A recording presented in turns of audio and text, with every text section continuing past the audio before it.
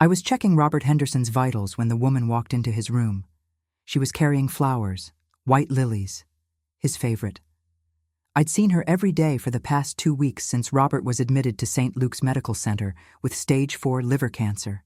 Linda Henderson, his wife of 23 years, devoted, loving, always there. But this woman wasn't Linda. "Bobby," she said softly. "I came as soon as I could."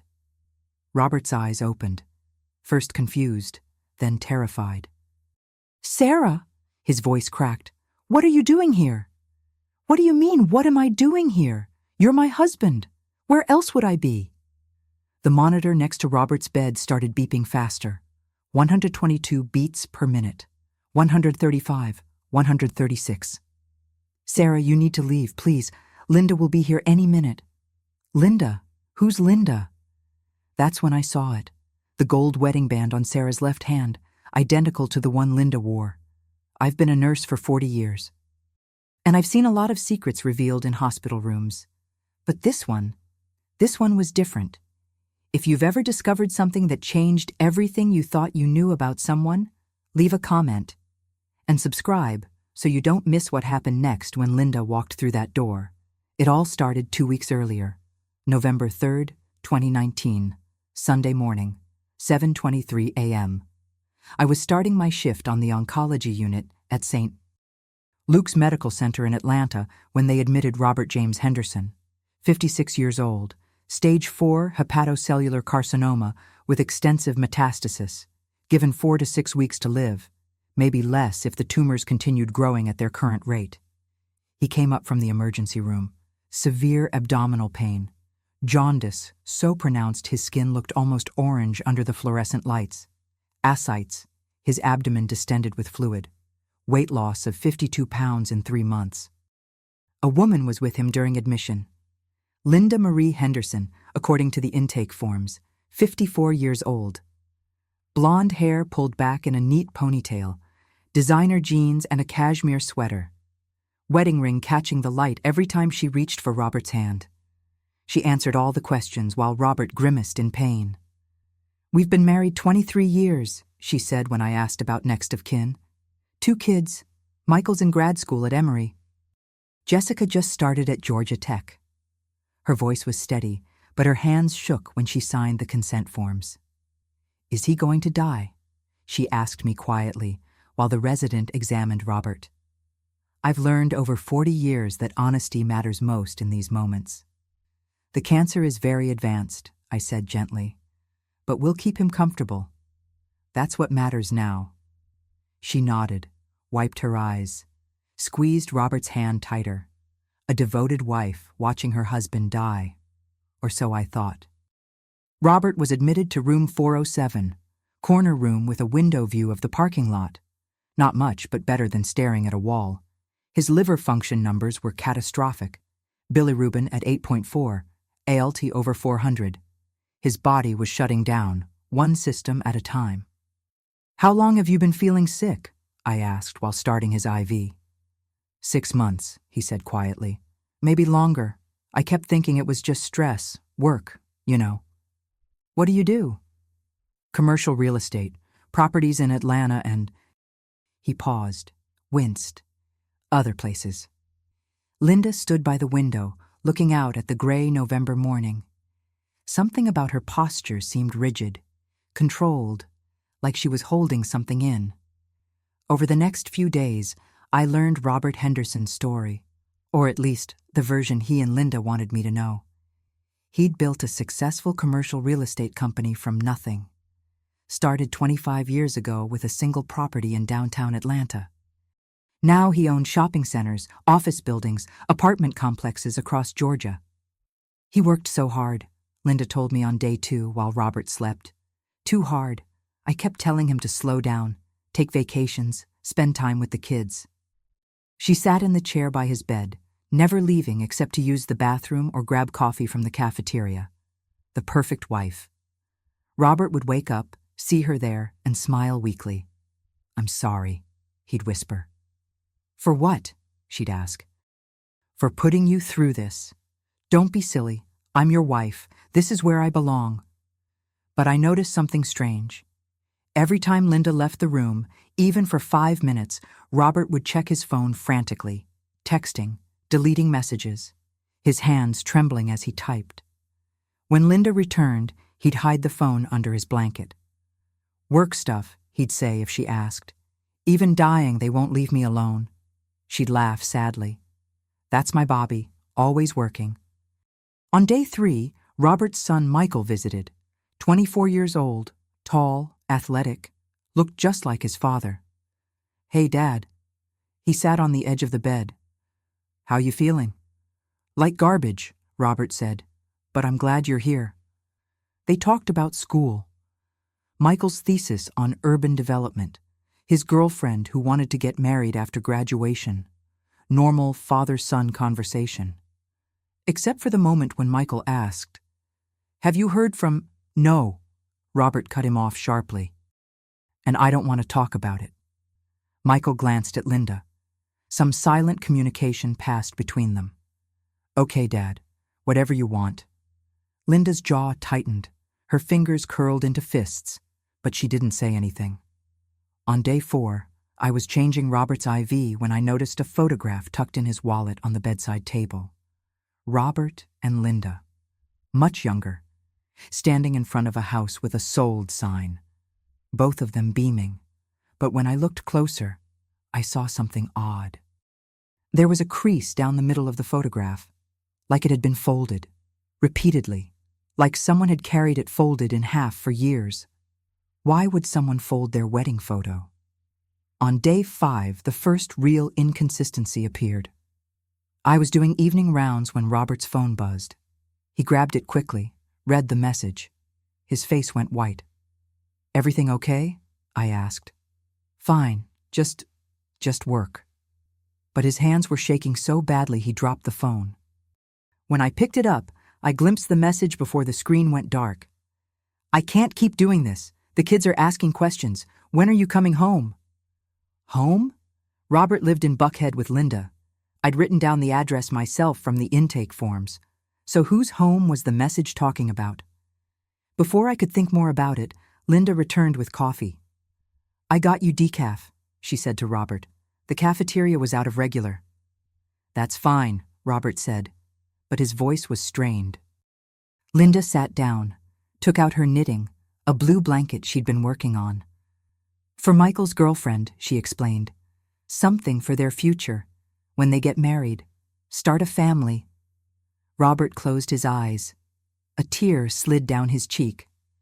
"You okay, honey?" Linda asked. "Just the pain," he said. But I'd been watching his pain levels all week. This wasn't physical pain. This was something else.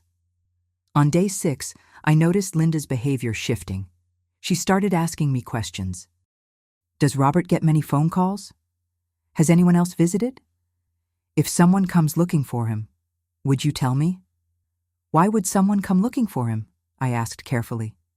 She didn't answer, just went back to her knitting, but her needles clicked faster, harder. On day 7, I was checking the pharmacy delivery when I saw something that didn't make sense. Robert's mail from home had been forwarded to the hospital, standard procedure for long-term patients. But there were 2 batches of mail. One from 2847 Peachtree Road, NE, Atlanta, the Buckhead address Linda had given, and another from 156 Maple Grove Lane, Marietta. Different address entirely, both addressed to Robert Henderson, both marked personal and confidential. I didn't open them. That would be violating patient privacy. But I couldn't stop thinking about it. Why would Robert Henderson have mail coming from 2 different addresses? On day 8, Robert's daughter Jessica visited. 21 years old, pretty, nervous.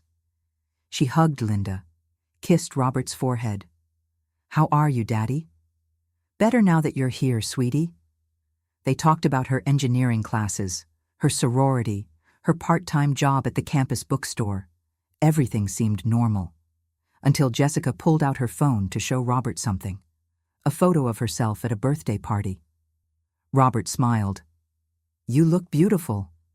Then Jessica swiped to the next photo, accidentally it seemed. Robert's entire body went rigid. "Don't," he said sharply.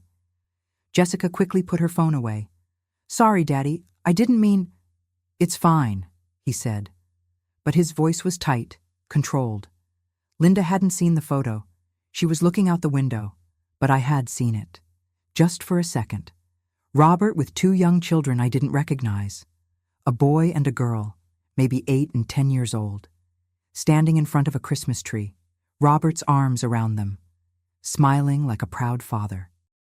But Michael and Jessica were in their 20s, so who were these children? On day 9, everything started making terrible sense, or rather, making everything more confusing. A woman showed up at the nurse's station, mid-30s, dark hair, exhausted eyes, carrying a worn purse. "I'm looking for Robert Henderson," she said. "Room 407. "Are you family?" I asked. She hesitated. I'm Sarah Henderson." Henderson, the same last name. "His sister?" I asked. She looked at me strangely. "His wife." The words hung in the air. His wife. But Linda was his wife. Linda, who'd been sitting in room 407 for 9 straight days. "I'm sorry," I said carefully. "There might be some confusion. Mr. Henderson's wife is already here, Linda Henderson." Sarah's face crumpled. "She's here?" Her voice broke. "He told me she was in California, that they were separated, that the divorce was almost final." My blood ran cold. "Ma'am, I think you need to—" "I've been married to Robert for 12 years, Sarah said. Her hands were shaking. "We have 2 kids, Emma and Tyler, 8 and 10 years old, the children from the photograph. We live in Marietta. He travels for work. He's gone a lot, but he's my husband. We're married." She pulled out her phone, showed me photos. Robert and Sarah on a beach, both wearing wedding rings. Robert with the 2 kids at Disney World. A marriage certificate dated August 15th, 2007, 12 years ago. The same year Michael started college. 4 years after Robert and Linda's 20th anniversary. I felt like I was standing on shifting ground. "Does Mr. Henderson know you're coming?" I asked quietly. "I just found out he was sick. A friend saw him being admitted. I've been trying to call him for 3 days, but he won't answer. His business partner finally told me he was here." She started crying. "Why won't he talk to me? I'm his wife. I have a right to see him." I didn't know what to say, because technically she was right. If Sarah Henderson was legally married to Robert Henderson, she had every right to visit her dying husband. But so did Linda. And they couldn't both be his wife, could they? "Wait here," I said. Let me figure this out." I walked to room 407. Through the window, I could see Linda knitting peacefully while Robert slept. The devoted wife of 23 years. Or was she? And then, on day 10, something happened that made everything clear, or rather, made everything more confusing. Because when I walked into that room to tell Robert that Sarah was downstairs, when I saw the absolute terror on his face, I realized I didn't know anything at all. I thought I understood what was happening. I thought I'd figured it out. But I was wrong, because the truth, the real truth, was so much worse than 2 wives. I closed the door to room 407 behind me. Linda looked up from her knitting. "Everything okay, Sharon?" Robert's eyes were still closed, but I could see his body tense. He was awake, listening. "Can I speak with you outside for a moment?" I asked Linda. "Of course." She set down her knitting and followed me into the hallway. I chose my words carefully. "Mrs. Henderson, I need to ask you something, and I need you to be completely honest with me." Her face went pale. "What's wrong? Is Robert worse? Is he—" "There's a woman downstairs," I said quietly. "She says her name is Sarah Henderson. She says she's Robert's wife." The silence that followed told me everything. Linda didn't look shocked. She didn't look confused. She looked defeated. "She's here," Linda whispered. "God, she's actually here." "So you know about her?" Linda leaned against the wall, her perfectly composed exterior cracking. "I've known for 6 years," she said. "Since Michael found out and told me." 6 years. 6 years of knowing her husband had another wife. Why didn't you leave him? Linda laughed bitterly. With what money? Everything is in his name. The house, the business, everything. Our lawyer said it would take years to untangle, and Robert promised. He promised he would end it. He said it was a mistake, that he'd fix it. A 12-year mistake? Linda's hands were shaking.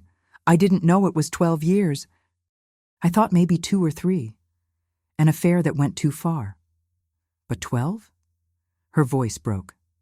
He married her while we were married, while I was taking care of our children, while I was being a good wife. Did you confront him? Of course I confronted him. Linda's voice rose. I screamed. I threw things. I told him I'd take everything, destroy him. What did he say?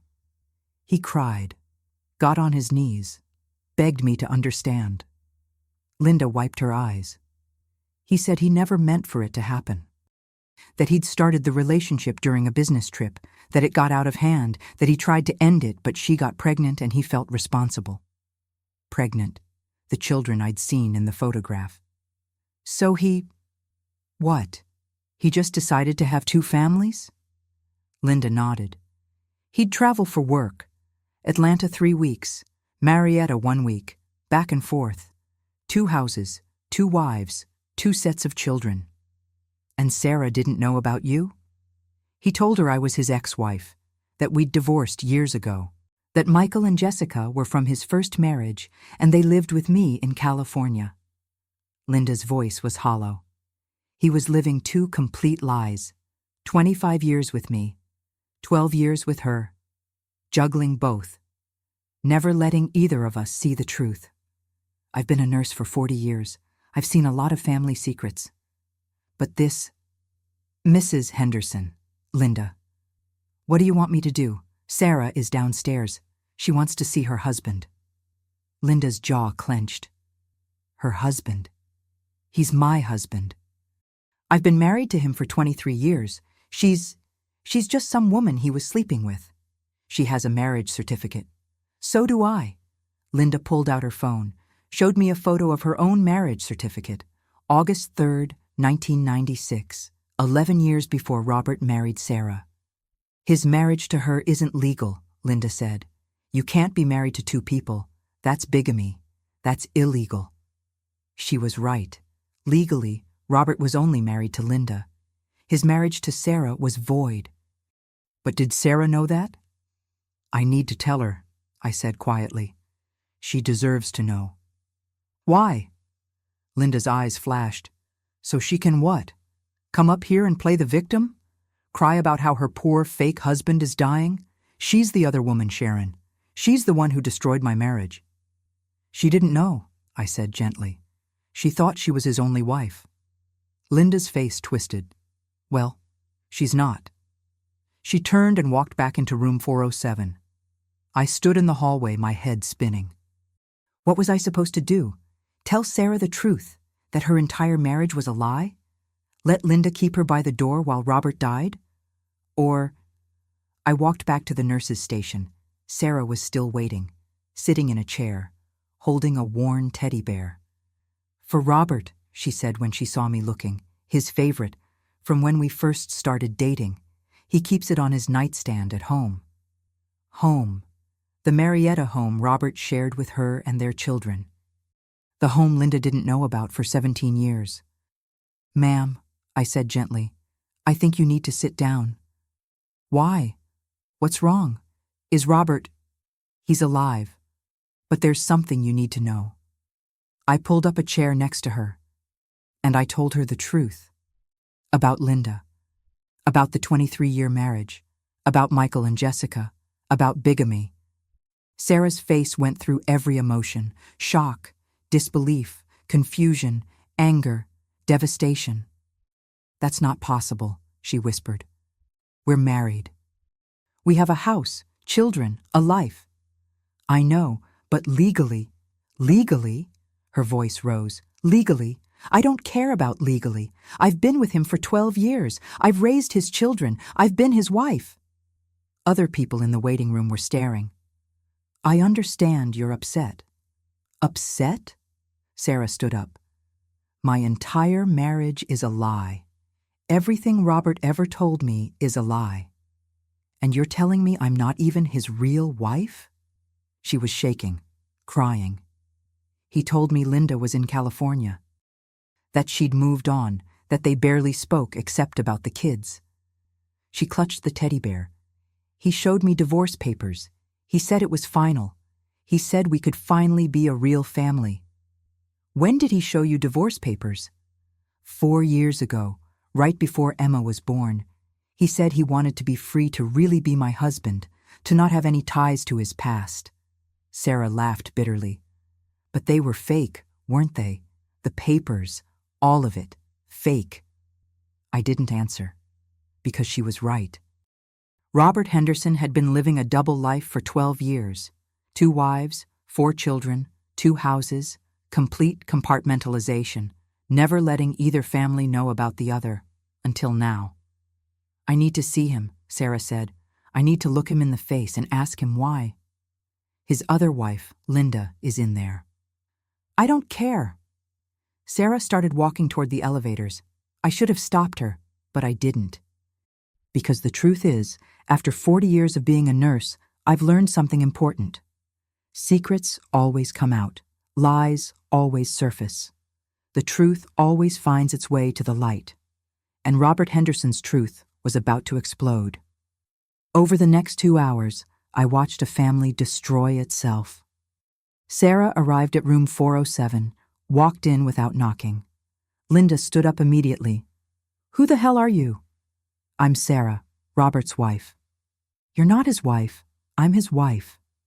Robert, in the hospital bed, was trying to sit up, panicking. Sarah, please, you need to leave. Leave? Sarah's voice was shaking. I just found out my entire marriage is a lie, and you want me to leave? Both of you need to calm down, I said, trying to maintain control. This is a hospital. He's my husband, Linda shouted. He's my husband, Sarah shouted back. Ladies! Robert finally spoke, his voice weak but desperate. Stop, please, both of you, stop! They turned to look at him. This dying man who'd betrayed them both. I can explain, Robert said. Explain? Linda laughed harshly. You're going to explain 12 years of bigamy? Of lying to both of us? Of making me look like a fool? And making me look like a fool? Sarah added. Making our children look like fools? Tyler asked me yesterday why Daddy hasn't called. How do I explain this to an 8-year-old? Robert closed his eyes, tears streaming down his face. I never meant for this to happen, he whispered. When? Sarah demanded. When did you never mean for this to happen? When you married me while already married to her? When you had children with me? When you lied to me every single day for 12 years? Tell me everything, Linda said, her voice cold. Right now, I want to know everything. Robert took a shaking breath, and he told us his story. It started, he said, in 2007. He was in Marietta for a business deal, a strip mall purchase. He met Sarah at a coffee shop near the property. She was beautiful, Robert said quietly. And she was kind. We started talking, and I felt something I hadn't felt in years. Felt what? Linda's voice was ice. Love? You didn't love me anymore? I did love you. I do love you. But we'd been married 18 years. Things were stale, routine. You were focused on the kids. I was focused on work. We barely saw each other. Classic midlife crisis excuse. So you started an affair, Sarah said flatly. Yes, Robert admitted. I never planned to marry you. I never planned for it to go that far. But you got pregnant with Tyler, and I couldn't just abandon you, abandon my child. So you married me, Sarah said. Used a fake name for your ex-wife. Told me she lived in California. Created an entire fake past. I used my real name, Robert said. I just changed some details. Some details? Linda's voice rose. You married another woman while married to me. That's not changing details. That's bigamy. That's illegal." "I know," Robert shouted, then winced in pain. "I know it was wrong. I know it was terrible. But I was trapped. If I told Sarah the truth, I'd lose her and Tyler. If I told you, Linda, I'd lose you and the kids and everything we'd built." "So you chose to lie to everyone," I said quietly. Robert looked at me. I thought I could manage it. Keep everyone happy. I had the money. I could support 2 households. Travel for work. Make it work. "For 12 years, Sarah whispered. "You made it work for 12 years. "I had a system," Robert said. "Calendar alerts. Separate phones. Separate credit cards. I'd tell Linda I was traveling for business. Tell Sarah I was traveling for business. 3 weeks in Atlanta, 1 week in Marietta, back and forth, like clockwork. And we were both too stupid to figure it out," Linda said bitterly. "You weren't stupid," Robert said. "I was careful. So careful. Until Michael found out," Linda said. 6 years ago. How did that happen?" Robert closed his eyes. "He saw me, at a restaurant in Marietta, with Sarah and the kids. He followed me home, saw where I lived. And he told me," Linda said. "Came home crying. Said he'd seen Daddy with another family. I thought he was mistaken, that it was someone who looked like you. But then I hired a private investigator." She pulled out her phone, showed us photos. Robert with Sarah at a grocery store. Robert with Tyler and Emma at a park. Robert kissing Sarah goodbye at the Marietta house. All dated from 2013. "The investigator found your marriage certificate," Linda said. "Found the house. Found everything." "Why didn't you divorce him then?" Sarah asked. Linda looked at her. "Because I'm not stupid. Divorce meant losing everything. The house, half the business, my lifestyle. I've been a stay-at-home mom for 20 years. What was I supposed to do? Get a job at Target? So you just stayed?" "I made him pay," Linda said coldly. "New car, separate credit card he couldn't monitor, vacations without him, and I made sure Michael and Jessica knew exactly what kind of man their father was." Robert flinched.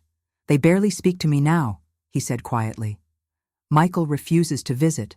Jessica only comes out of obligation." "Good," Linda said. Sarah was staring at both of them. "So for 6 years, you knew about me, and you didn't tell me?" "Why would I?" Linda asked. "To help you. You're the other woman." "I'm not the other woman," Sarah screamed. "I'm his wife. I have his children." "You're nothing," Linda said viciously. "You're a side piece with a fake marriage certificate and bastard children." The words hung in the air like poison. Sarah's face crumpled. And suddenly, watching these 2 women fighting over a dying man who'd lied to them both, I realized something. There was more to this story, because Robert's face when Sarah said, "bastard children," he looked relieved, like Linda had just said something he'd been afraid she'd say. Why would he be relieved? Unless... Oh, God. "Mr. Henderson," I said carefully, "is there something else you need to tell us?" He looked at me, his eyes pleading. "Please," he whispered, "don't." "Don't what?" Linda asked sharply. I looked at Robert, at his terror, at his hands gripping the blanket. And I knew. There was a third secret, something worse than bigamy, something worse than 12 years of lies, something that would destroy what was left of both families. "Tell them," I said quietly. "Whatever it is, tell them now." Robert shook his head. "I can't." "You don't have a choice," Linda said. "What else? What else have you been hiding?" "It doesn't matter anymore. I'm dying. Just let me die with some dignity." "Dignity?" Sarah laughed harshly. "You want dignity? After what you've done? Please, tell us," Linda demanded, "right now." Robert looked at both of them, at the women he'd married, at the lives he'd destroyed, and finally, he broke. Tyler and Emma, he whispered. They're not mine. Silence. Complete, absolute silence. Sarah's face went white. What? The DNA test, Robert said. 4 years ago, I got suspicious. The timing didn't make sense. Tyler was born 8 months after we met. But you said you were 2 months pregnant when you told me. The math was wrong. You did a DNA test? Sarah's voice was barely audible. On our children? I had to know. And? Tyler isn't mine. And when I tested Emma, she's not mine either. The room spun. Sarah sat down hard in the chair. That's not possible, she whispered. I wasn't with anyone else. The test doesn't lie, Robert said. I used 3 different labs to be sure. None of them are mine. I could see Sarah's mind working, trying to make sense of it, trying to remember. And then her face changed. Recognition. Horror. David, she whispered. Who's David? Linda asked. Sarah covered her mouth. My ex-boyfriend. We broke up right before I met Robert. But we hooked up one more time, just once. I thought it didn't matter because we were done. When? Robert asked. 2 days before I met you at the coffee shop. The math clicked. Tyler wasn't Robert's son. He was David's. And Emma? Robert's voice was bitter. Sarah's hands were shaking. There was a party, 2 years after we got married. You were in Atlanta. David showed up. We were both drinking. We talked about old times and... She couldn't finish, but she didn't need to. Emma wasn't Robert's daughter either. So this entire time, Robert said, I've been raising another man's children, paying for their food, their clothes, their school, loving them, being their father, and they're not even mine. Oh, but you didn't tell me? Sarah's voice rose. You found out 4 years ago and you didn't say anything? What was I supposed to say? Robert asked. That I'd secretly tested our kids? That they weren't mine? It would have destroyed you. Destroyed them. So you just kept living the lie? I'd already been living a lie for 8 years, Robert said. What was one more? Linda was staring at Robert. So you're telling me you've been supporting this woman and her affair children for 12 years, while married to me? They didn't know, Robert said quietly. Tyler and Emma. They think I'm their father, and I couldn't tell them. They're innocent in all this. But we're not, Linda shouted. Jessica and Michael and I? We're not innocent. That's different. How is it different? Linda demanded. You betrayed us all. You married this woman while married to me. You raised children that aren't yours. You lied to everyone. I know, Robert was crying now. I know I ruined everything. I know I'm a terrible person. But I'm dying, Linda. I'm dying. Can't you just forgive me? Linda looked at him. At this man she'd been married to for 23 years. At this stranger who destroyed her life. No, she said simply. No, I can't. She picked up her purse, her knitting, and she walked out. Sarah sat in the chair, staring at nothing. Tyler and Emma aren't his, she whispered. They're not his. She looked at Robert. Did you ever love me? Or was it all just guilt? Obligation? Robert opened his mouth, closed it, couldn't answer, because he didn't know. After 12 years of lies, he'd forgotten what was real. Sarah stood up, set the teddy bear on the bedside table. I hope you die alone, she said quietly. And she left too. I stood in the room with Robert Henderson, this man who'd tried to have 2 lives and ended up with none. I fucked up, he whispered. I fucked up so bad. Yes, I said. You did. What do I do now? I looked at him, at his jaundiced skin, at his distended abdomen, at his labored breathing. You die, I said simply. That's all you can do now. And I left him there, alone. But I thought that was everything. I thought I'd heard the whole terrible truth. Until day 11. When Robert's business partner showed up and told me something that made everything so much worse. Marcus Webb walked into St. Luke's Medical Center at 2:15 p.m. on day 11. Expensive suit, Rolex watch, confident stride, Robert's business partner for 15 years. "I need to see Robert Henderson," he told me at the nurse's station. "He's not accepting visitors," I said. "His family situation is complicated." "I know about the family situation," Marcus said. "I'm the one who's been covering for him for 12 years. I paused. Covering for him? The travel schedule, the separate addresses, the different phone numbers. I helped him manage it all.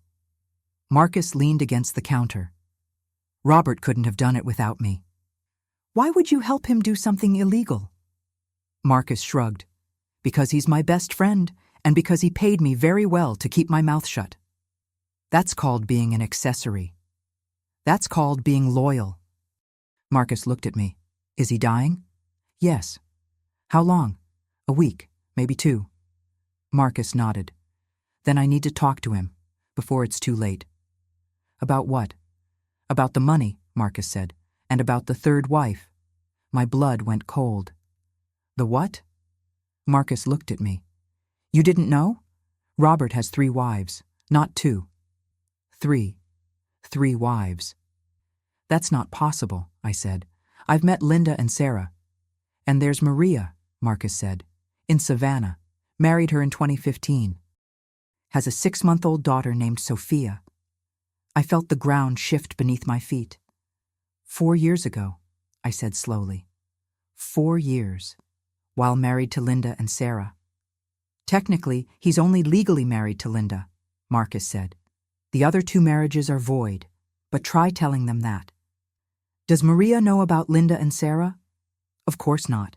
Robert told her the same story. Ex-wife in California, estranged adult children, busy business keeping him traveling." "And you helped him?" "I provided alibis, fake business trips, hotel reservations, whatever he needed." I stared at this man, this accomplice. "Why?" I asked. "Why would you help someone do this?" Marcus looked uncomfortable. "Because Robert saved my life once, 15 years ago. I was addicted to cocaine, lost everything. He gave me a job, got me into rehab, helped me rebuild my life." "So you helped him destroy other people's lives?" "I helped him try to make everyone happy," Marcus said. "He loved all of them. Linda, Sarah, Maria. He wasn't trying to hurt anyone. But he did hurt them." "I know." Marcus rubbed his face. "I told him to stop. After Sarah. I told him he was playing with fire. But then he met Maria at a conference in Savannah, and he fell for her. Said she was different. Special." "They all were," I said bitterly. "Yeah." Marcus looked at room 407. "Can I see him now?" I should have said no. But I wanted to hear what Marcus would say to Robert. I wanted to understand how someone could be complicit in something so destructive. "Room 407, I said, "but I'm staying in the room." "Fine." We walked to Robert's room together. Robert was asleep, or pretending to be. Marcus sat down in the chair Linda had occupied for 9 days. "I know you're awake, Bobby." Robert opened his eyes, saw Marcus, smiled weakly. "You came." "Of course I came. You're dying." Linda left. Sarah left. They both know everything. "I know. Sarah called me." "She's pretty angry." "Does Maria know?" Robert asked quietly. "Not yet, but she will. Sarah said she's going to tell her." Robert closed his eyes. "God, Sophia's just a baby. She doesn't deserve this." "None of them deserved this," Marcus said. "But you did it anyway." "I know." "Why didn't you stop?" Marcus asked. "After Sarah. After Tyler. Why Maria?" Robert was quiet for a long time. "Because I could," he finally said. "Because it was exciting. Because I felt alive. Like I was getting away with something impossible." "You were getting away with something impossible," Marcus said, "for 12 years, but it's over now." "I know." What do you want me to do? Marcus asked. About the money, the properties, the business. Give them each a third, Robert said. Linda, Sarah, Maria, split everything 3 ways. Linda's the only legal wife. She'll get everything unless you specify otherwise in your will. Then change my will. Make it fair. Fair? I couldn't help but interject. You think giving them money makes this fair? Robert looked at me. No, but it's all I have left to give. Marcus pulled out a folder. I brought the paperwork. You need to sign. He handed Robert a pen. Robert's hands were shaking too badly to sign. I can't, he whispered. I can't even sign my own name anymore. Marcus took the pen back. We'll do it later, when you're stronger. I'm not getting stronger, Robert said. I'm dying. I know. They sat in silence. 2 men who'd built a business together, who'd covered each other's secrets, who'd destroyed lives together. I'm sorry, Robert said quietly, for dragging you into this. I made my choices, Marcus said, just like you made yours. Do you think they'll ever forgive me? Marcus looked at his friend, this dying man who'd betrayed everyone who loved him. No, he said honestly. I don't think they will. Robert nodded, started crying. I don't want to die alone, he whispered. I'm so afraid of dying alone. You are alone, Marcus said. You made sure of that. And he stood up and left. Robert lay in the bed, sobbing. I stood by the door, watching. 40 years as a nurse, and I'd never seen someone so completely destroy their own life. I need to ask you something, I said. Robert wiped his eyes. What? Do you love any of them? Really love them? He thought about it. I don't know. I loved the versions of me they saw. The successful businessman with Linda, the devoted husband with Sarah, the fresh start with Maria. But the real me, the liar, the bigamist, I don't think anyone could love that person. Do you love that person? No, Robert said. I hate him. Sub bloco 2.2b. Evidentias physicas apparecem. On day 12, the evidence of Robert's triple life started arriving. First came the mail. 3 batches now. 2847 Peachtree Road, NE, Atlanta, Linda's address. 156 Maple Grove Lane, Marietta, Sarah's address. 822 Victory Drive, Savannah, Maria's address. Credit card bills, property tax statements, school photos, birthday cards, the paper trail of 3 separate lives. I started organizing them, creating 3 piles, Family 1, Family 2, Family 3. In the Atlanta pile, 23 years of Christmas cards signed Love the Hendersons, photos of Michael and Jessica growing up, a mortgage statement for the Buckhead House Country Club membership credit cards with charges from high-end restaurants. In the Marietta pile, school photos of Tyler and Emma, soccer team schedules, a mortgage statement for the Maple Grove House credit cards with charges from Target and pizza places, medical bills for Emma's broken arm 2 years ago. In the Savannah pile, birth announcement for Sophia Marie Henderson, baptism photos from St. John's Cathedral rental agreement for the Victory Drive condo, credit cards with charges from baby stores, pediatrician bills for Sophia's 6-month checkup, 3 complete lives, 3 separate realities, all funded by Robert Henderson's commercial real estate business. On day 13, a package arrived, large manila envelope, no return address. Inside, a flash drive, a note, "You need to see this, MM for Marcus." I plugged the flash drive into the computer at the nurse's station. It contained videos, dozens of them, birthday parties, Christmas mornings, school plays, family dinners, all recorded by Robert over the past 12 years. I started watching. First video, Tyler's first birthday party, August 2008, the Marietta house, Sarah holding a baby, Robert holding a camera, singing happy birthday, everyone smiling. Second video, Michael's college graduation, May 2013, Emory University. Linda in the crowd, Robert filming. Jessica beside them. Pride and joy on everyone's faces. Third video, Sophia's baptism. January 2019, Savannah. Maria in a white dress. Robert holding the baby. A priest blessing Sophia. Maria's family watching. Robert looking like a proud father. I watched video after video. Robert at soccer games in Marietta. Robert at Jessica's sorority formal in Atlanta. Robert teaching Sophia to crawl in Savannah. 3 families, 3 lives, all captured on film. All believing they were the only one. The last video was dated 2 weeks ago, October 20th, 2019, Sophia's 6-month milestone.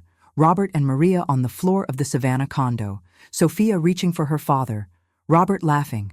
"That's my girl. Come to daddy." Maria. "She loves you so much." Robert. "I love her too, more than anything." Maria. "I'm so glad we found each other after everything you went through with your ex-wife. You deserve happiness." Robert.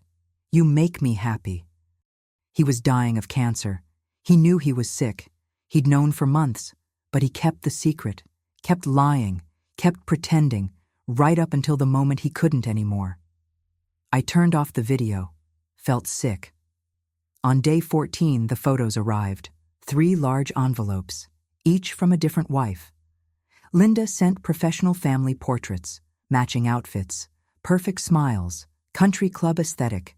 Sarah sent candid photos, beach vacations, backyard barbecues, normal family life. Maria sent baby photos. Hospital shots, first bath, first smile, new mother joy. I laid them all out on my desk, looked at them together. 3 families, 4 children, 3 women, 1 man connecting them all, and none of them knowing about the others. Until now. The phone at the nurse's station rang. "St. Luke's Oncology, this is Sharon. This is Maria Henderson." Young voice, scared. "I need to know if my husband is there. Robert Henderson." My stomach dropped. "Ma'am." Sarah called me. She said terrible things. She said Robert is married to her. She said he's married to someone else too. She said, "I'm not his real wife." Maria was crying. "Please tell me it's not true. Please tell me she's lying." I closed my eyes. "Ma'am, I think you need to come to Atlanta, to the hospital, and we'll talk about everything when you get here." "Just tell me," Maria begged. "Is he married to other women?" I couldn't lie to her. "Yes," I said quietly. "He is." The sound she made broke my heart. A keening wail of absolute devastation. "But we just had a baby," she sobbed. "We just baptized her. He's her father. He's my husband." "I know, and I'm so sorry." "Why would he do this? Why would anyone do this?" "I don't know." "Is he dying?" "Sarah said he's dying." "Yes." "Good," Maria said viciously. Then immediately started crying harder. No, I didn't mean that. I don't want him to die. I love him, even if he... She couldn't finish. "Where's Sophia?" I asked gently. "Who's with her?" "My mother. I left her with my mother and I got in the car and I started driving and I've been driving for 3 hours and I don't know what I'm doing." "Pull over," I said firmly. "Pull over right now." "What?" "You're in no condition to drive. Pull over. Where are you?" "I don't know. Somewhere on I-16. "Find a rest stop. Pull over. Breathe." I heard her signal, heard the car slow down. "I'm pulling over." "Good. Now breathe. Just breathe." "How could he do this to me?" Maria whispered. "We were happy. We were so happy." "I know. Was any of it real? Did he ever really love me?" I thought about the videos, about Robert playing with Sophia, about the joy on his face. "I think he did," I said honestly. "In his way, as much as he could love anyone while living a lie." "That's not enough." "No," I agreed. "It's not." Maria was quiet for a long time. I could hear her crying, trying to breathe. "I'm coming to Atlanta," she finally said. "I need to see him. I need to ask him why." "Are you okay to drive?" "I don't know." But I'm coming anyway. Drive carefully and call me when you get close. Okay. She hung up. I sat there, holding the phone. 3 wives, all devastated, all betrayed, all about to come face to face with the man who destroyed them. Subi Bloco 2.2c, Personagens secundarios revelam verdades. On day 15, they all came. Linda arrived first, 9 a.m. She didn't come to see Robert. She came to see me. I need you to understand something, she said, about why I stayed. We sat in the family conference room. Linda pulled out an envelope, handed it to me. Inside, bank statements. Robert controls everything, she said. Joint checking account that he monitors. I have a credit card, but he sees every charge. The house is in his name only. The business is in his name only. Everything is his. I looked at the statements. Every transaction scrutinized. Grocery store, 143.67. Notation, seems high. Gas station, $45. Notation, why so much? Target, 89.23. Notation, what did you buy? He controlled me through money, Linda said, for 23 years. And when I found out about Sarah, I knew if I divorced him, I'd get nothing. He'd hide assets, claim poverty, and I'd be left with nothing after giving up my career to raise his children. So you stayed. I stayed, and I made him pay in other ways. She pulled out another document.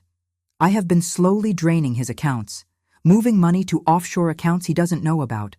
Over 6 years, I've hidden $2.3 million. That's theft, fraud. Linda smiled coldly. Call it whatever you want. I call it survival. Does he know? No. His business partner Marcus knows. He helped me. Said it was the least he could do for helping Robert lie to me for 12 years. Marcus is helping you? He feels guilty. As he should. Linda put the documents away.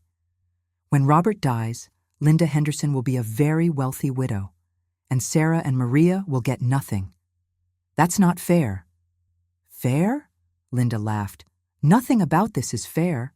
I gave him 23 years. I raised his children. I was faithful. I was a good wife. They were affairs, mistakes. They don't deserve anything. Maria has a baby. Not my problem. The coldness in her voice was chilling. Sarah arrived at noon. She brought Tyler and Emma, 8 and 10 years old. They sat in the pediatric waiting room, drawing pictures while Sarah talked to me. I told them, Sarah said, everything, that Robert isn't their father, that our marriage isn't real, that I've been lying to them. How did they take it? Tyler cried for 3 hours. Emma asked if she has to change her last name. Sarah's voice broke. They want to know if they can still call him Daddy. What did you tell them? I said yes. Because he's the only father they've ever known, even if he's not their biological father. Even if he lied about everything else, he was their dad. Are they going to see him? I don't know. Sarah wiped her eyes. Part of me wants them to say goodbye. Part of me never wants them near him again. Did you contact David, their biological father? Sarah nodded. I called him yesterday, told him everything. He's married now, has his own kids. He said he's not interested in being part of Tyler and Emma's lives. How did you react to that? I'm relieved. I know that makes me a terrible person. But I don't want David in their lives. They already have a father. Even if he's dying, even if he lied, he's their father. The complexity of it all was staggering. What do you want from Robert? I asked. I want him to apologize, Sarah said. I want him to look Tyler and Emma in the eyes and tell them he's sorry. That's all. Just acknowledgement that he destroyed us. At 3 p.m., Michael and Jessica arrived together. Robert's adult children from his first, his only legal marriage. They didn't want to see their father. They wanted to talk to me. We need you to understand something, Michael said. About our family. Okay? Jessica spoke next. Our father has always been a liar. This isn't new. The bigamy is just the biggest lie. What do you mean? He cheated on our mom for years, Michael said. Before Sarah. Before Maria. Affairs with secretaries, clients, random women. We knew. Mom knew. Everyone knew. Linda knew he was unfaithful? She pretended not to know, Jessica said. But she knew. She chose to ignore it because divorce meant losing the lifestyle, the house, the country club, the image. So your parents' marriage was already broken? Completely broken, Michael said. They slept in separate bedrooms for 15 years. They only interacted at family events, holidays, graduations. They were business partners, not a married couple. This changed everything. Does Sarah know this? I asked. No, Jessica said. Sarah thinks she broke up a happy marriage, but there was no happy marriage to break up. What about Maria? Maria is innocent, Michael said quietly. She's 28 years old with a baby. She has no idea what she got into. Sarah at least was in her 30s when she met Dad. She should have asked more questions. But Maria, she's just a kid who fell for a smooth-talking older man. Are you going to see your father before he dies? Michael and Jessica looked at each other. No, Michael said. We said our goodbyes 6 years ago when we found out about Sarah. He stopped being our father then. He's still your father. Biologically, Jessica said, but not in any way that matters. They stood up to leave. One more thing, Michael said. The money. Our mother is going to fight for everything. She has good lawyers. Sarah and Maria won't get anything unless they fight back hard. Why are you telling me this? Because someone should warn them, Jessica said. Our mother is ruthless when it comes to money. Always has been. At 5:00 p.m., Maria arrived. 28 years old, beautiful, exhausted, devastated. She'd driven 4 hours from Savannah, left her 6-month-old daughter with her mother. I need to see him, she said. Where is he? Are you sure you want to do this? I asked gently. No, but I'm doing it anyway. I walked her to room 407. Robert was awake, staring at the ceiling. He saw Maria and started crying immediately. Maria, baby, I'm so sorry. She stood in the doorway, not moving. Is it true? She asked. Everything Sarah told me? Yes. You're married to 2 other women? I was only legally married to Linda. The marriages to you and Sarah weren't. Don't. Maria held up her hand. Don't tell me our marriage wasn't real. I have a certificate. I have a ring. I have your baby. That's real to me. I know. You're right. I'm sorry. Why? Maria's voice broke. Why did you do this to me? To us? Robert closed his eyes. Because I'm selfish. Because I wanted everything. Because I thought I could have multiple lives without anyone getting hurt. Well, people got hurt, Maria said. I got hurt. Sophia got hurt. She doesn't have a father now. She has David? No, Maria said sharply. Tyler and Emma have David. Sophia has no one, because you're not her biological father either, are you? The room went silent. What? Robert whispered. I did the math, Maria said. Sophia was born March 15th. That means she was conceived mid-June. You were in Atlanta all of June. You didn't come to Savannah until July. Robert's face went white. Who's the father? He asked quietly. My ex-boyfriend, Javier. We hooked up one last time before I met you. Maria laughed bitterly. Apparently I have a type. Meeting new men right after hooking up with exes. Does he know? No. And he's not going to. He lives in Miami. He's completely out of my life. So, Sophia isn't yours, just like Tyler and Emma aren't yours. You spent 12 years raising other men's children while lying to their mothers. Maria shook her head. It's almost poetic. Robert was staring at her, processing. So none of them are mine, he whispered. Tyler, Emma, Sophia, none of them. No. And Michael and Jessica hate me. Yes. So I'm dying with no children who are actually mine and want anything to do with me. Yes, Maria said. That's exactly what's happening. She turned to leave. Maria, wait. No, she said. I'm done waiting. I waited for you to come home every month, waited for you to call, waited for you to be a real husband. I'm done waiting. I loved you, Robert said desperately. I really did love you. Maria looked at him, at this dying man who'd destroyed her life. I don't care, she said, and she walked out. I stood in the hallway, watching these women leave. Linda with her hidden money and cold revenge. Sarah with her devastated children. Maria with her fatherless baby. 3 women destroyed by one man's lies. And I realized something. The truth was still not complete. Because when Michael said, "There's more," when Jessica said, "You don't know everything," they were right. There was one more secret. One final revelation that would make everything make terrible, horrible sense. On day 16, Robert tried to kill himself. I found him at 3 a.m. during rounds. He'd pulled out his IV. He'd stopped taking his pain medication.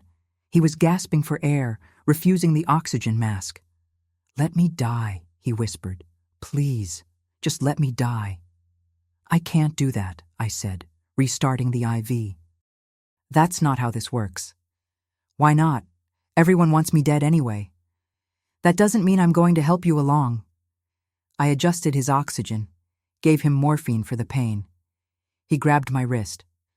"I need to tell you something," he said. "Something no one else knows." "What?" "Not yet. I can't say it yet, but I need to. Before I die. Someone needs to know." "Tell me now." "No." He closed his eyes. "I'm too afraid." "Of what?" "Of what you'll think of me." "I already know you're a bigamist who destroyed 3 families," I said bluntly. "How much worse can it be?" He opened his eyes, looked at me. "So much worse," he whispered. "You have no idea." Over the next 12 hours, I tried multiple times to get Robert to tell me his final secret, but every time he pulled back. "I can't." "Why not?" "Because once I say it out loud, it becomes real, and I can't face that." "You're dying. You'll be dead in a week." "Don't you want to die with a clear conscience?" "My conscience will never be clear." "Then at least die with the truth spoken." He turned away. "Leave me alone." At noon, Linda came back. Not to see Robert, to collect his personal items. "He's not dead yet," I pointed out. "He will be soon. I want to make sure everything goes to the right place, his real family." "Maria has a baby." "Not my problem." Linda went into room 407. I heard shouting. "Robert, you can't just take my things while I'm still alive." "Linda, everything in this room belongs to me. You're my husband, legally, which means this all belongs to me." "Robert, what about Sarah and Maria?" "Linda, they're not my concern. They were your mistakes. You deal with them." "Robert, there's something you don't know, something about why I don't care." Linda cut him off. "Whatever excuse you're about to give, I don't care. You destroyed our marriage, our family. Michael won't even speak to me because of you. Jessica is in therapy because of you. You ruined everything." "I know, but if you just let me explain." "Explain what? That you fell in love? That you couldn't help yourself? That it just happened?" Linda laughed harshly. "I don't want your explanations. I want you to suffer. I want you to die knowing everyone hates you. I want your last thoughts to be about how badly you fucked up." "Linda, please." "No, I'm done listening to you." She grabbed a box of his belongings, walked out. Robert lay in the bed, crying. "She's right," he said when I came in to check his vitals. "I deserve this. Maybe, but you still deserve to tell the truth before you die. The truth will only make things worse." "How?" He looked at me. "Because the truth is that I'm not just a bigamist. I'm something much worse." "What are you?" He turned away. "I can't say it." You have to. No, I don't. I can take this secret to my grave. And leave everyone wondering? Leave these women with questions forever? Better than leaving them with the truth. That's not your decision to make. Robert was quiet for a long time. Then, you're right, it's not my decision, but I'm making it anyway. At 6 p.m., Marcus returned. I need you to tell them, he said to Robert, about the company, about the properties, about everything. I don't want to talk about this. You have to. The lawyers need information. The wives need information. Everyone needs information. Then you tell them. It has to come from you. Why? Because I'm not the one who destroyed these families. You are. You need to own that. Robert looked at his business partner, his accomplice, his friend. There's something I never told you, Robert said quietly, about why I really started the second family, the third family. Marcus sat down. I'm listening. Not yet. I need more time. You don't have time. You have days, maybe hours. I know. Then tell me, whatever it is. Tell me now. Robert opened his mouth, closed it, started crying. I can't. God, I can't say it. It's too terrible. Marcus leaned forward. Bobby, we've known each other for 20 years. Whatever this is, you can tell me. No, you'll hate me. I already know you're a bigamist. How much worse? So much worse, Robert shouted. Then winced from pain. It's so much worse than bigamy. Then tell me. I'm afraid. Of what? Of going to hell. Of dying with this on my conscience. Of everyone knowing what I really am. What are you? Robert looked at Marcus, at his oldest friend, and almost told him. Almost. But then he turned away. I can't. I'm sorry. I just can't. Marcus stood up. Then you're a coward. Not just a liar, a coward. He left. Robert lay in the bed, sobbing. I'm a coward, he whispered to himself. I'm a coward and a liar, and something worse, and I deserve to die alone. I walked into the room. You're right, I said. You are a coward. He looked at me, surprised. Good, I continued. You should be afraid, because whatever this secret is, it's eating you alive, and it's going to follow you to your grave unless you speak it. I can't. Yes, you can. I've been a nurse for 40 years. I've heard every secret, every confession, every terrible truth. Nothing you say will shock me. This will. Try me. He stared at me, considering. If I tell you, he said slowly, you can't tell anyone. Not the wives, not the children, not anyone. I can't promise that. Then I'm not telling you. We stared at each other. A standoff. A dying man with a secret. A nurse demanding the truth. Finally, I said, Okay, I won't tell anyone unless you give me permission, but you have to tell me right now. Robert took a shaking breath. Okay, he whispered. Okay, I'll tell you. Tell me everything. Everything. Everything. No. The reason I married Sarah, Robert began, wasn't because I fell in love.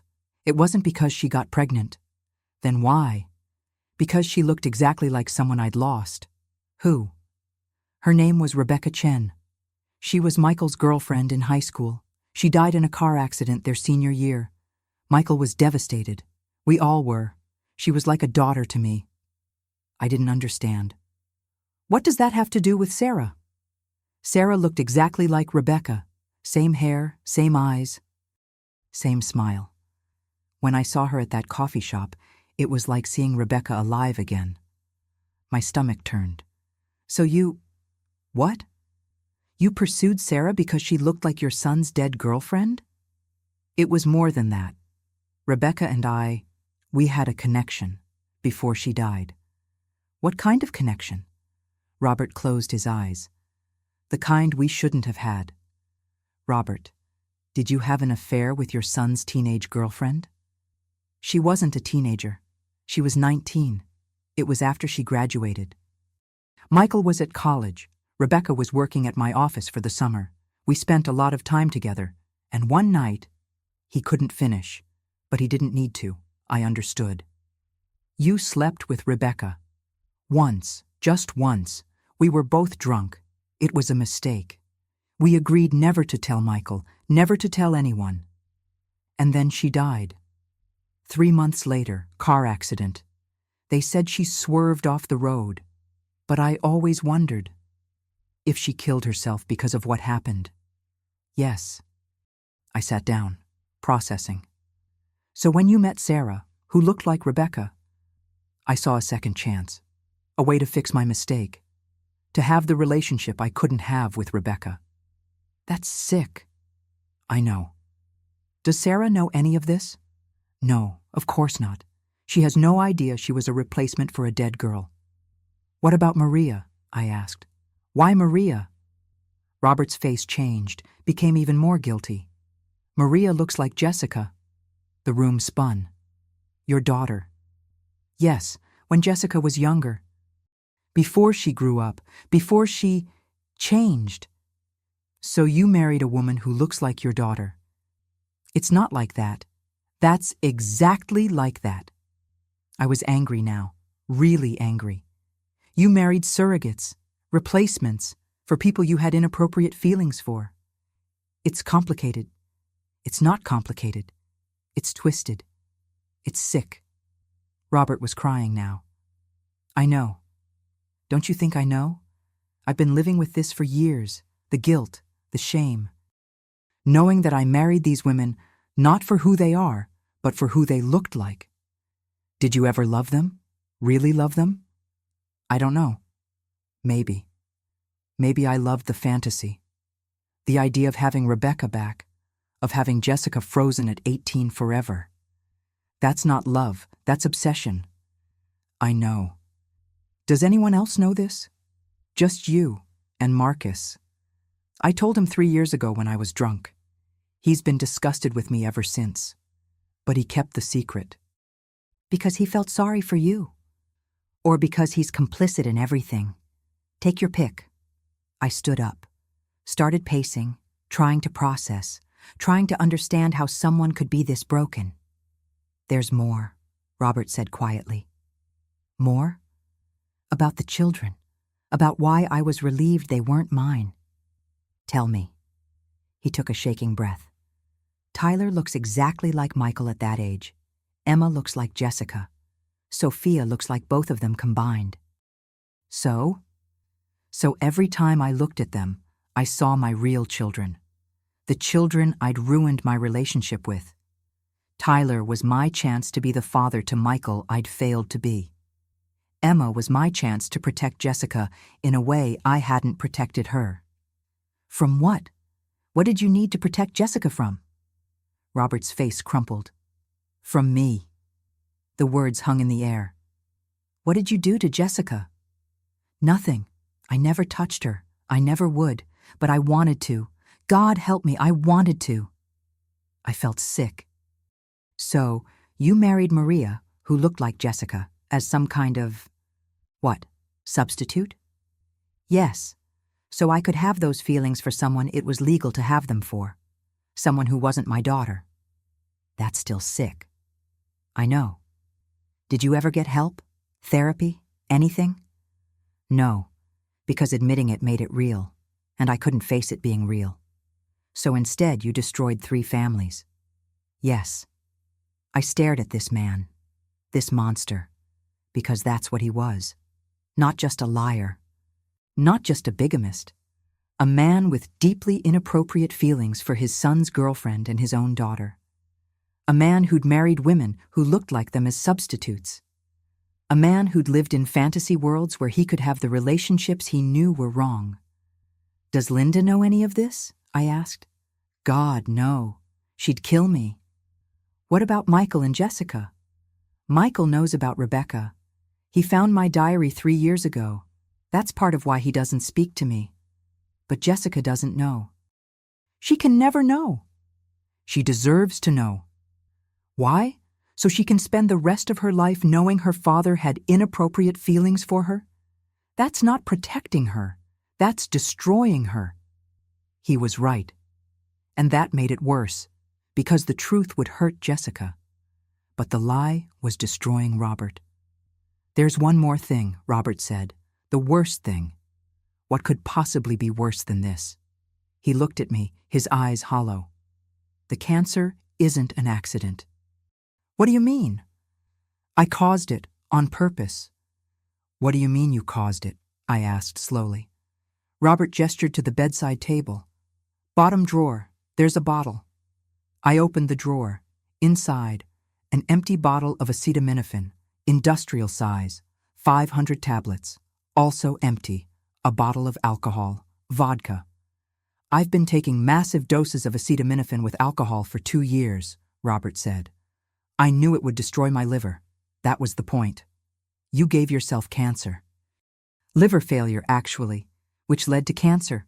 But yes, I killed myself slowly." "Why?" "Because I couldn't face what I'd become. I couldn't live with the lies anymore, but I couldn't tell the truth either. So I decided to just end it, slowly, so it looked like natural causes." "That's not natural causes, that's suicide." "Technically, it's accidental overdose, long-term acetaminophen toxicity. It happens.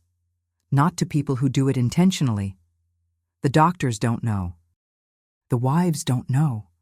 No one knows except Marcus. And now you." I sat back down, exhausted. "So everything," I said slowly.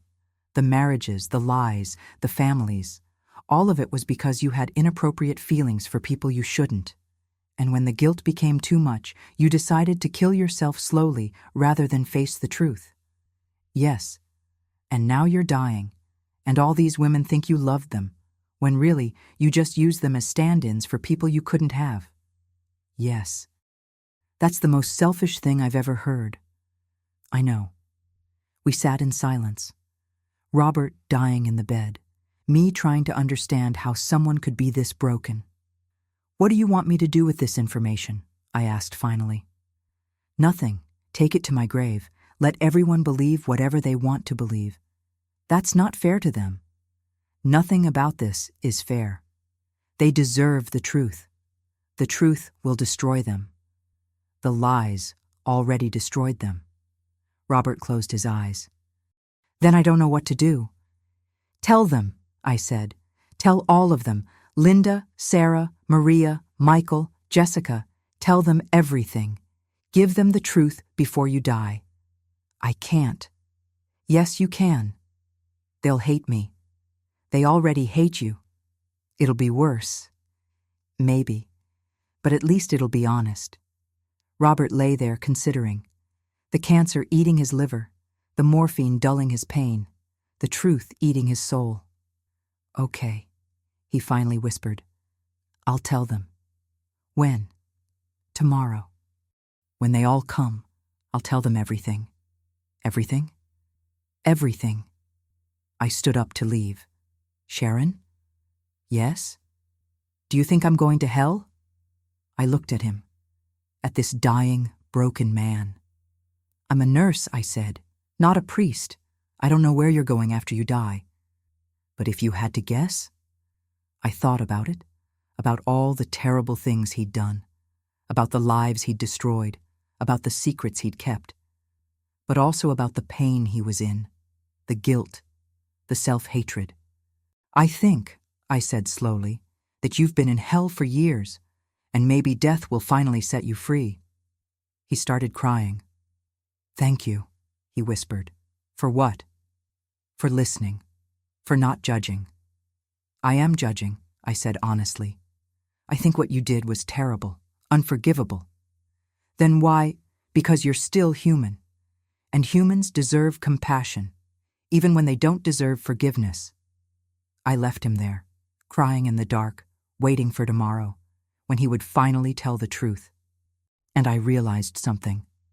The truth wasn't going to set anyone free.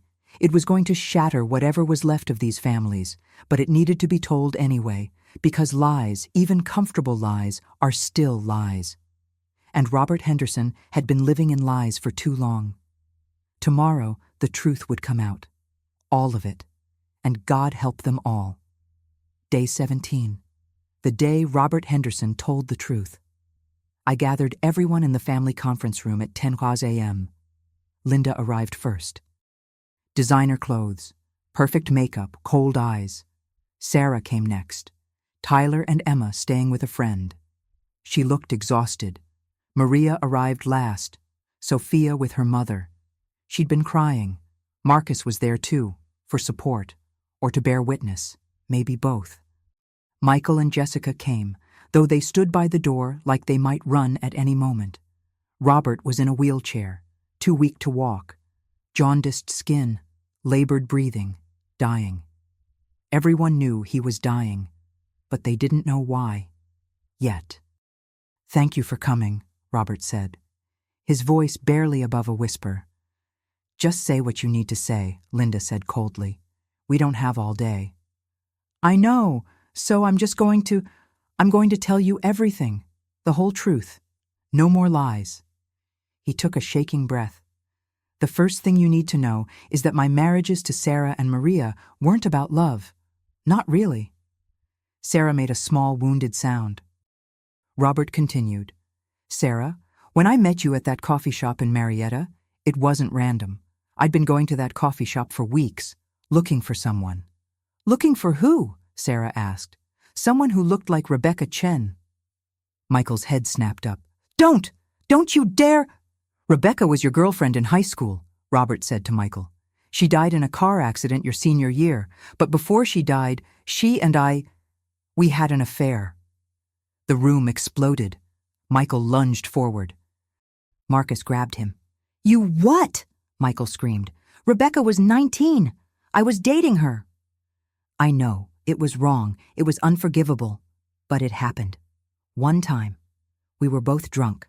After that summer office party. And afterward, we agreed never to tell anyone." "And then she died," Michael said, his voice breaking. "She drove off that road and died. Was it because of you? Did you—" "I don't know. Maybe. Probably. I've lived with that guilt for 26 years. Jessica was staring at her father in horror. "So when you met Sarah—" "She looked exactly like Rebecca," Robert said. "Same hair, same build, same smile. It was like seeing Rebecca alive again. So I pursued her, not because of who she was, but because of who she looked like." Sarah stood up. No, that's not. You loved me. You said you loved me." "I loved the fantasy," Robert said. "The fantasy of having Rebecca back, of fixing my mistake. But you, Sarah, you as a person. I never really saw you. I only saw her." Sarah slapped him, hard, across the face. Robert didn't even flinch. "I deserved that," he said. "You deserve worse than that." Sarah was crying now, furious. "I gave you 12 years. I had your children. I thought we were building a life. We weren't. I was building a fantasy, and you were just a prop in it." Linda was watching all of this with a strange expression. Not shock, something else. "You knew," Sarah said, turning to Linda. "You knew about Rebecca, didn't you?" "I suspected," Linda said coldly. "After Michael told me about seeing you, I hired an investigator. He found the connection. Sarah Whitman, Rebecca Chen, both from the same small town outside Marietta. Both looked almost identical. It wasn't hard to figure out." "And you didn't tell me?" Sarah shouted. "Why would I help you?" Linda asked. "You were sleeping with my husband." "I thought he was divorced." "You thought what you wanted to think." Maria had been silent through all of this. Now she spoke.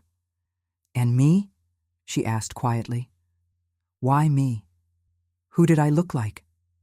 Robert turned to her. His eyes filled with tears.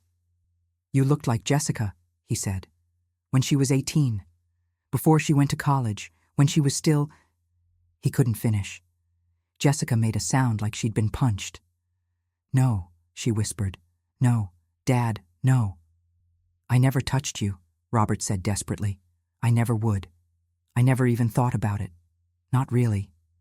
Not in a way that— Liar, Jessica screamed.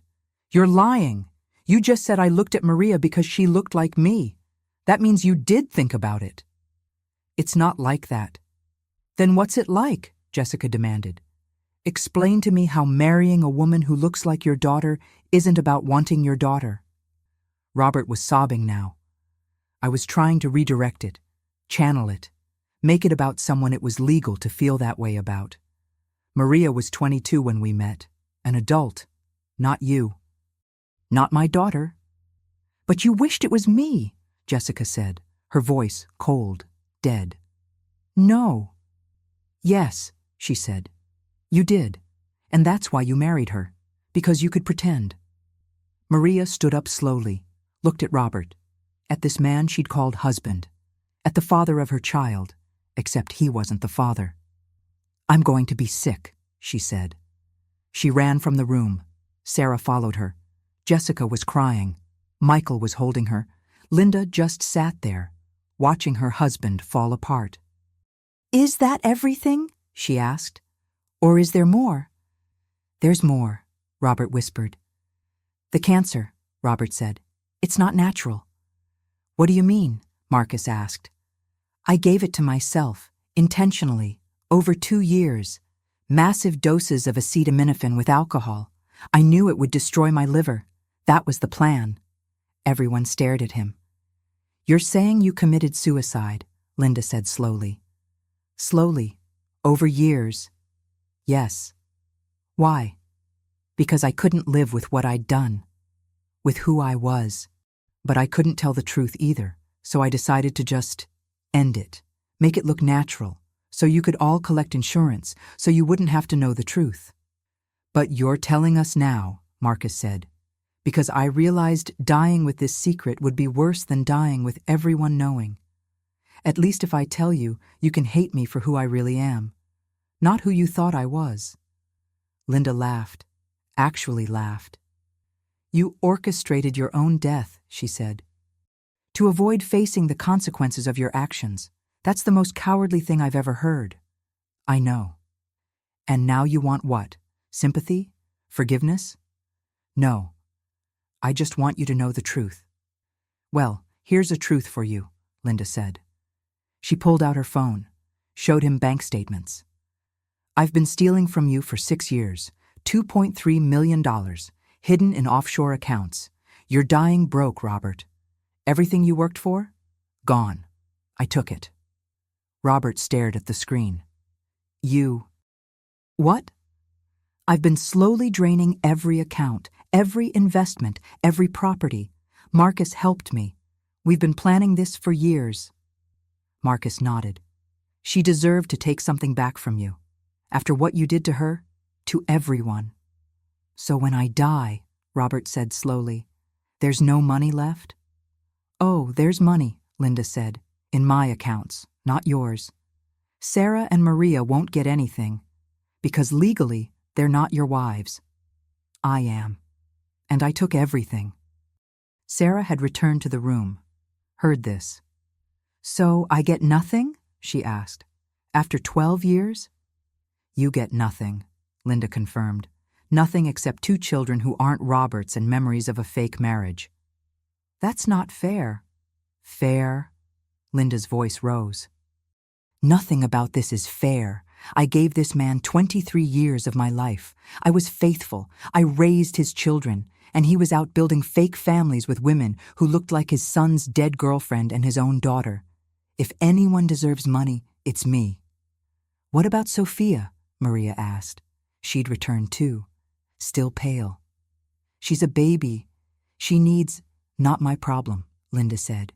Your daughter isn't Robert's. She's your ex-boyfriend's. Contact him for child support.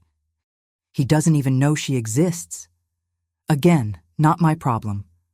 Robert was staring at Linda, at Marcus. You betrayed me, he said to Marcus, my best friend. You betrayed everyone, Marcus said. I just helped Linda take back what was hers. But the business is Linda's now, or it will be once you're dead. We've had lawyers working on this for 3 years. Everything is airtight. Robert slumped in the wheelchair.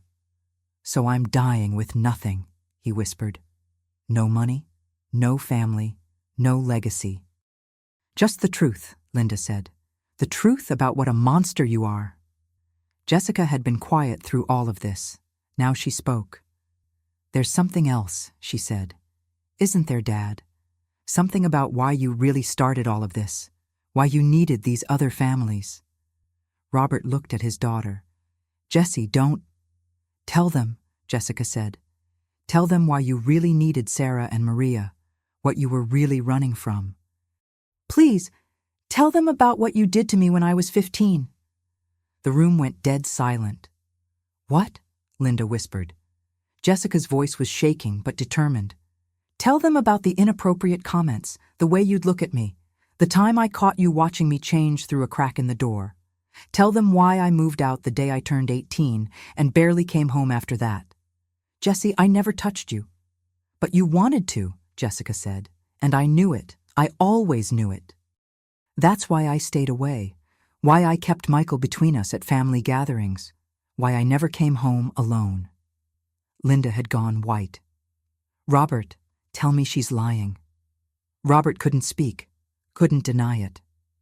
Oh my God, Linda whispered. Oh my God, you're a pedophile. I never. Doesn't matter if you never touched her, Linda screamed. You thought about it. You wanted to. That's sick. That's. She couldn't finish. Michael was holding Jessica while she cried. Sarah and Maria were both staring at Robert in absolute horror. So, this entire time, Sarah said slowly, your marriage to me was about trying to redirect your inappropriate feelings for your son's girlfriend. And your marriage to me, Maria said, was about trying to redirect your inappropriate feelings for your daughter. We were never real to you, Sarah continued. We were just substitutes, outlets, ways for you to have the fantasies you couldn't have in reality. I loved you.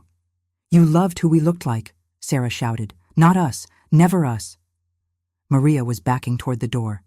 I need to leave. I need to get Sophia and leave and never see you again. Maria, please. No, you're disgusting, you're sick, and I hope you die suffering. She ran out. Sarah looked at Robert one last time. I wasted 12 years on you, she said. 12 years I'll never get back. And Tyler and Emma will grow up knowing their mother was married to a man who used her as a replacement for his dead teenage girlfriend. Thanks for that legacy. She left too. Linda stood up, looked at Robert.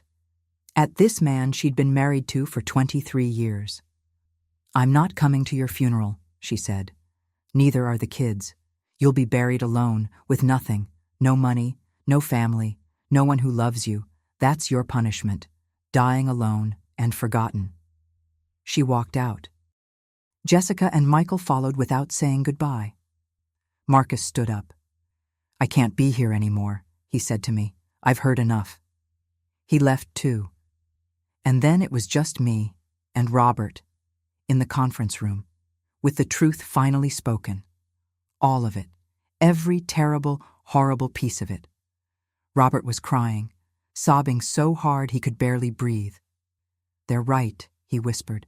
They're all right. Yes, I said. They are. I'm a monster. Yes, I deserve to die alone. Probably. He looked at me. Why are you still here? Why didn't you leave too? I sat down across from him.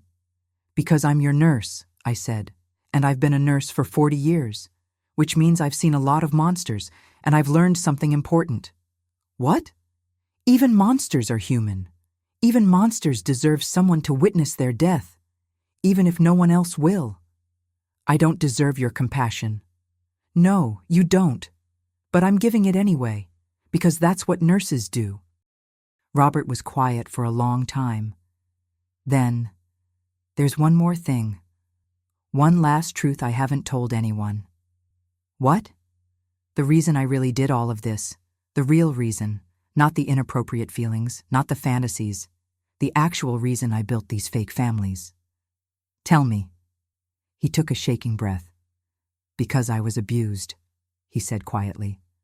when I was a child, by my father, and I never learned how to love properly, how to have appropriate boundaries, how to see people as people instead of as objects to meet my needs. My expression softened slightly. Did you ever get help? Therapy? No, because admitting I was abused meant admitting I'd become like him, and I couldn't face that. So instead you repeated the cycle. Yes, in my own way. I didn't physically abuse anyone, but I emotionally abused them, used them, objectified them. Did Linda know about your abuse? No. I never told her, never told anyone. So you carried that trauma for 56 years, and it poisoned everything you touched. Yes. I sat with that, understanding that monsters are usually made, not born. Understanding that Robert Henderson was both victim and perpetrator, both damaged and damaging. Does knowing that change anything? Robert asked. Does knowing I was abused make what I did any less terrible? No, I said honestly. It doesn't excuse what you did, but it explains it. And maybe that's important too. Why? Because understanding why someone becomes a monster is the only way to prevent other monsters from being created. Robert nodded slowly. Will you stay? He asked. When I die? Will you stay so I don't die completely alone? I thought about it. About this terrible, broken man. About the lives he'd destroyed. About the pain he'd caused. But also about the child he'd been. The abuse he'd suffered. The damage that had never been healed. Yes, I said. I'll stay. Thank you, he whispered. Don't thank me. I'm not doing this for you. I'm doing it because everyone deserves to have someone hold their hand when they die, even people who don't deserve it. That's compassion. No, that's just being human. The silence that followed was absolute. Robert Henderson dying in a wheelchair. Me sitting across from him. Both of us knowing the end was near. Both of us knowing the truth had finally been told. All of it. Every terrible, devastating piece. And it changed nothing. The families were still destroyed. The children were still damaged. The wives were still betrayed. But at least now, everyone knew why. And maybe, just maybe, that would help them heal. Even if Robert Henderson never would. Robert Henderson died 3 days later, November 19th, 2019, Tuesday morning, 4:47 a.m. I was holding his hand when he took his last breath, just like I promised. No family came, no friends, just me, a nurse who'd witnessed his final confession. The truth had killed him faster than the cancer, the weight of it, the shame of it, the absolute devastation of everyone knowing exactly who and what he was. In those final 3 days, he barely spoke. But when he did, it was always the same thing. I'm sorry.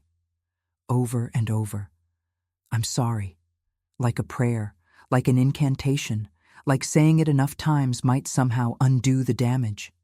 It didn't. On the last night, around 2 a.m., he woke up suddenly. Sharon? I'm here.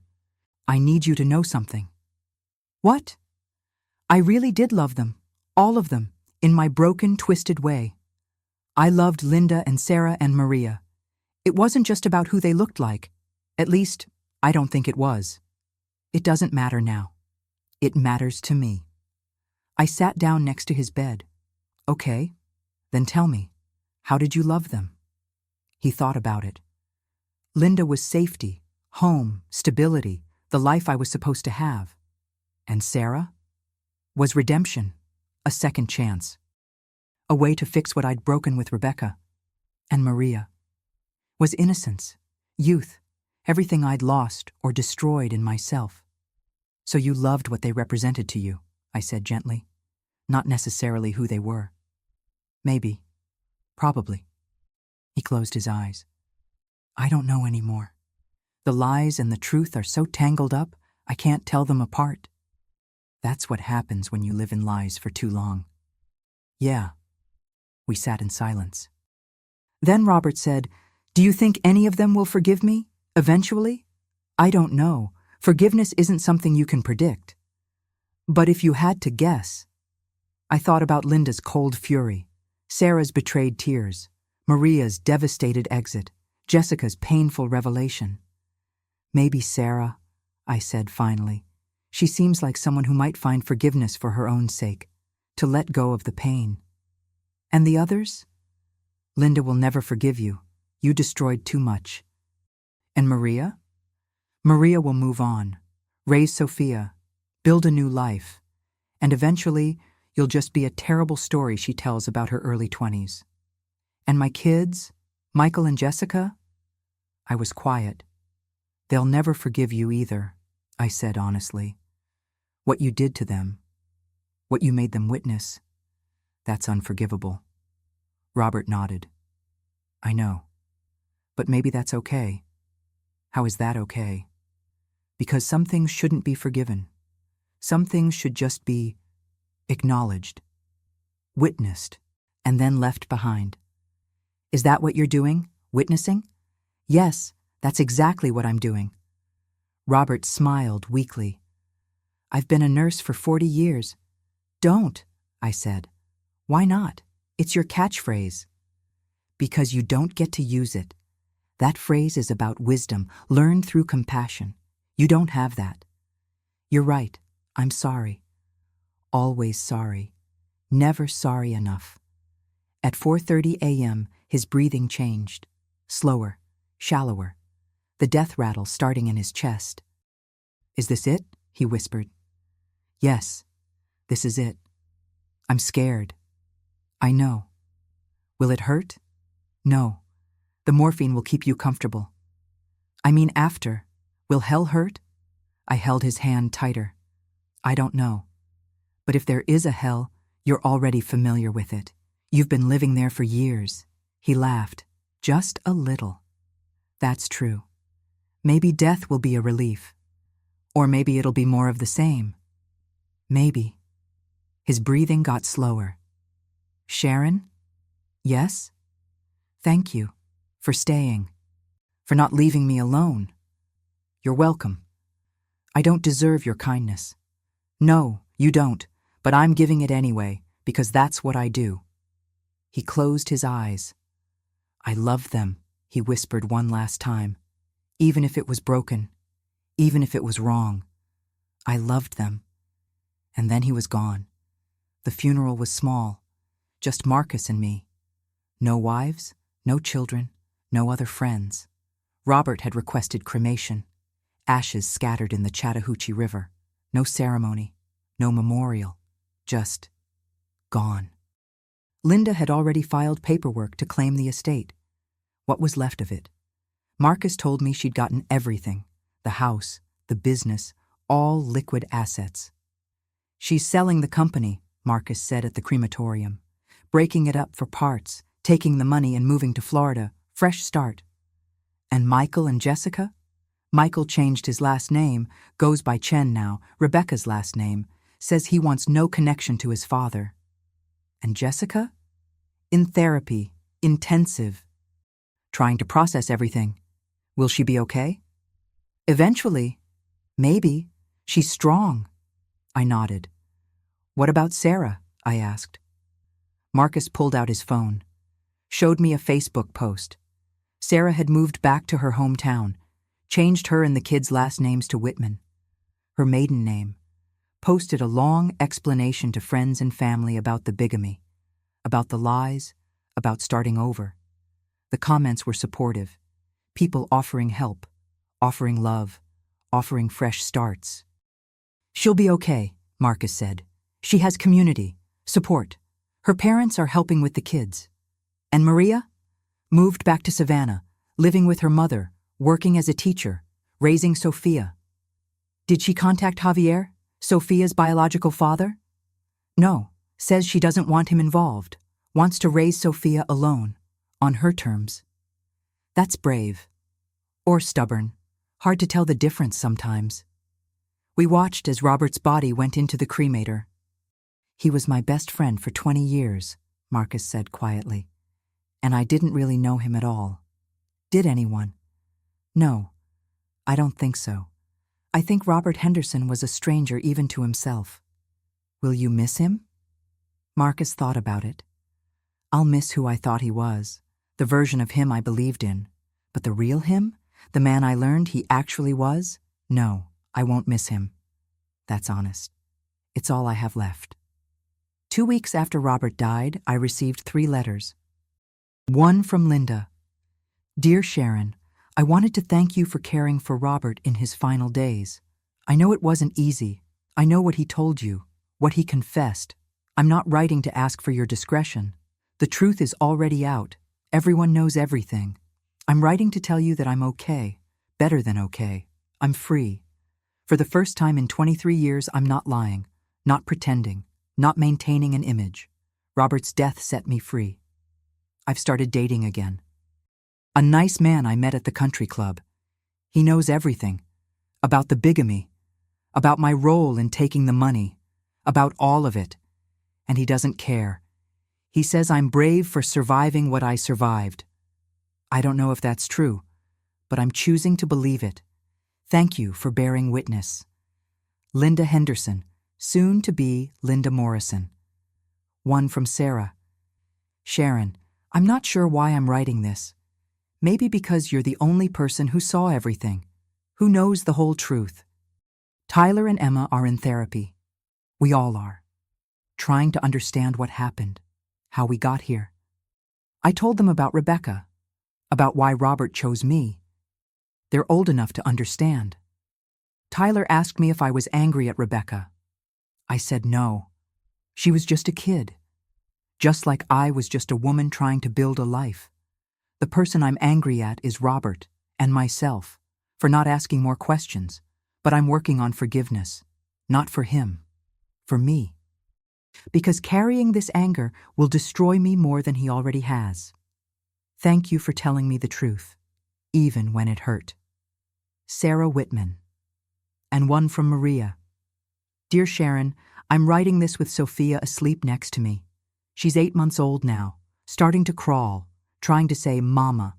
She'll never know Robert, never know he thought he was her father, never know the lies. I'm going to tell her that her father left before she was born, that he wasn't ready to be a parent. It's not a complete lie. Robert left in every way that mattered, and he was never ready to be anyone's parent, not really. I'm raising her with my mother, my sisters, my community, and we're going to be fine. Better than fine. We're going to be happy.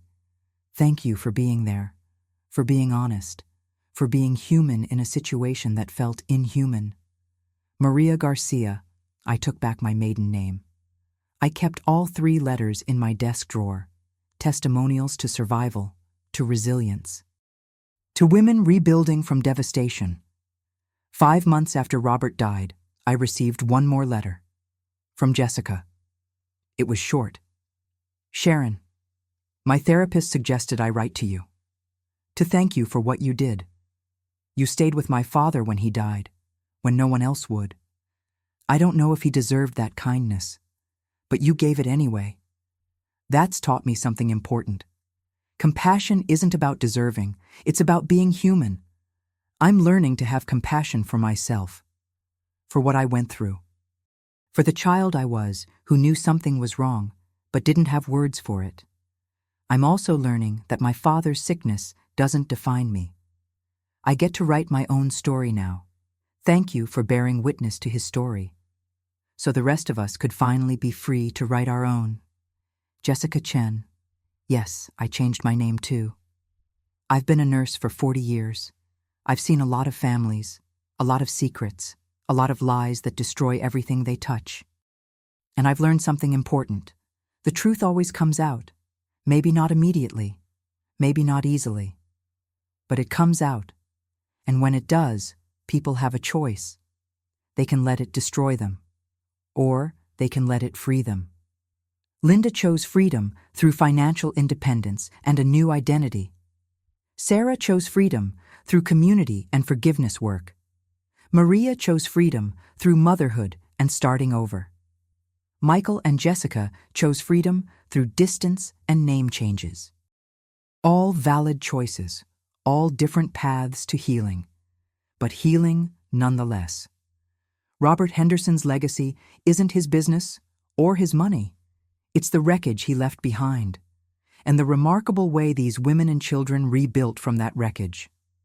If you're listening to this story and you're living a lie, any lie, hear me clearly. The truth will come out. It always does. And when it does, the question isn't whether you'll face consequences. The question is whether you'll face them with honesty or keep lying until the lies consume everything. Robert chose to keep lying until his body gave out, and he had no choice but to tell the truth. Don't wait that long. Don't wait until you're dying to finally be honest. Because by then, it's too late to fix anything. You can only hope someone will hold your hand while you face what you've done. And hope, just hope, that the people you destroyed find a way to rebuild. And that wheelchair Robert died in? It's still in storage at St. Luke's Medical Center. Room 407, where he spent his last 17 days, has been cleaned and repurposed. Another patient, another family, another story. But every time I walk past that room, I remember. I remember the man who tried to live 3 lives and ended up dying alone, with no one who loved him, and nothing but his terrible truth. Time doesn't wait. Truth doesn't negotiate. And secrets always, always come to light. Robert Henderson learned that too late. Don't make the same mistake.